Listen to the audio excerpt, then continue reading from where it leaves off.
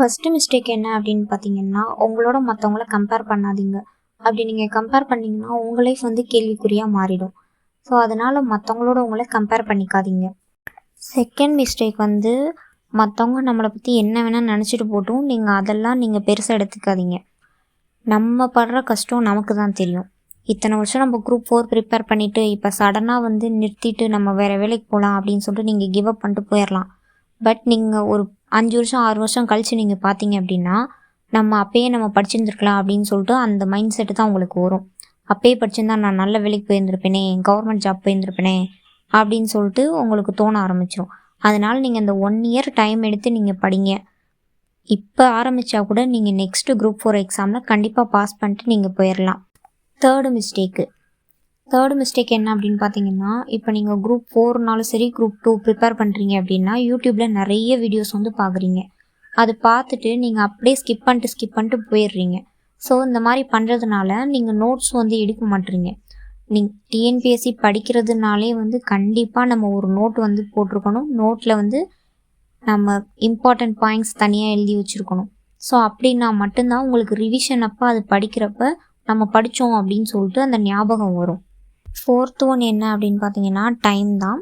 So இந்த time பற்றி சொல்லணும் அப்படின்னா ஒவ்வொருத்தவங்களுக்கும் ஒவ்வொரு மைண்ட் செட் வந்து இருக்கும்.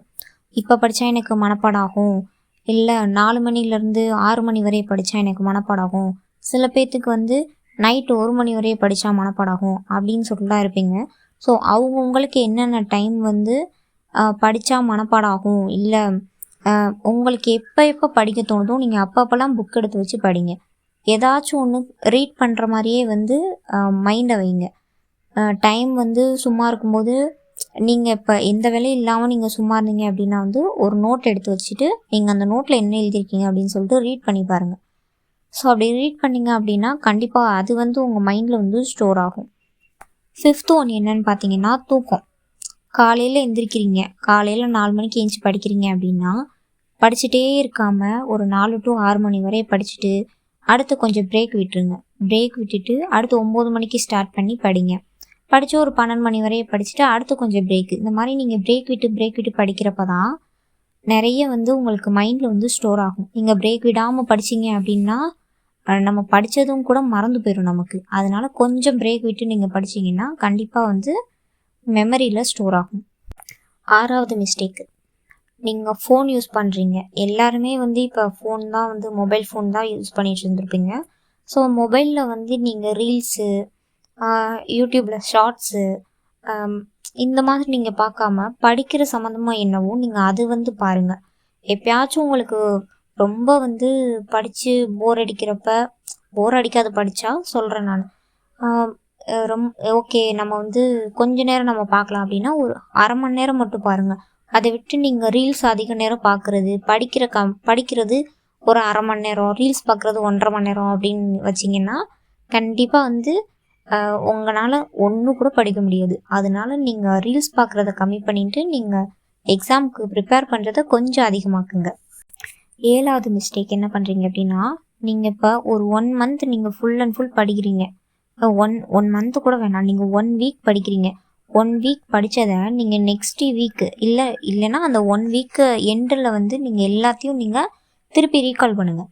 என்னென்ன படிச்சிங்களோ எல்லாத்தையும் திருப்பி ரீகால் பண்ணிங்க அப்படின்னா மட்டும்தான் உங்களுக்கு வந்து ரிவிஷன் அப்போ ஒரு லாஸ்ட் இப்போ எக்ஸாமுக்கு 1 மந்த்துக்கு முன்னாடி ரிவிஷன் இருக்குமா, ஸோ அந்த ரிவிஷன் டைமில் இது நம்ம படித்தோம் அப்படின்னு சொல்லிட்டு உங்கள் மைண்டில் வந்து ஸ்டோர் ஆகும். இல்லைன்னா எதுவுமே பண்ண முடியாது.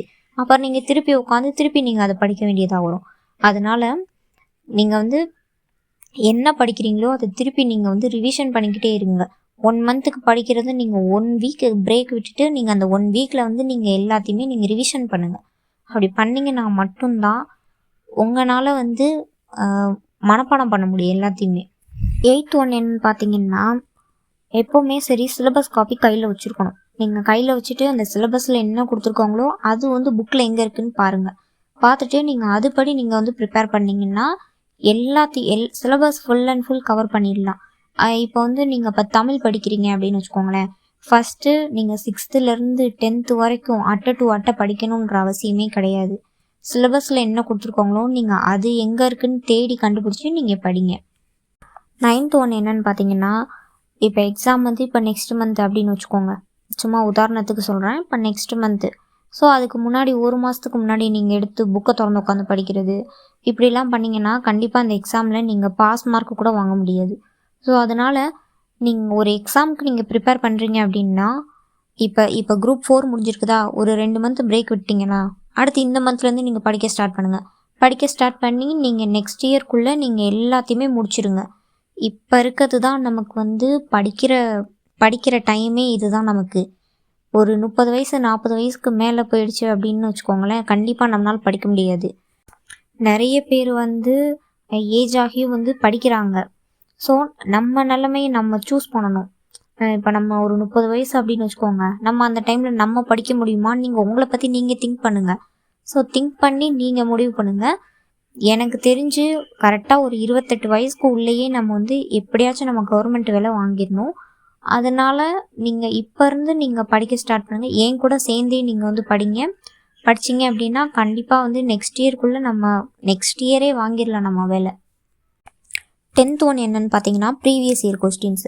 ப்ரீவியஸ் இயர் கொஸ்டின்ஸ் படிக்கிறதுனால நமக்கு வந்து கான்ஃபிடென்ட் நிறைய இருக்கும். குரூப் ஃபோர் அண்ட் குரூப் 2 இது ரெண்டுமே நீங்கள் எக்ஸாம் எழுத ஹால் டிக்கெட் வாங்கி உள்ளே போகும்போது கண்டிப்பாக வந்து நம்ம இந்த கொஸ்டின்ஸ் வந்து நம்ம அங்கே படிச்சிருக்கோம் அப்படின்னு சொல்லிட்டு உங்களுக்கே ஒரு தாட் வந்து வரும். அதனால் நீங்கள் ப்ரீவியஸ் இயர் கொஸ்டின்ஸ் எல்லாமே வந்து நீங்கள் அனலைஸ் பண்ணி படிங்க.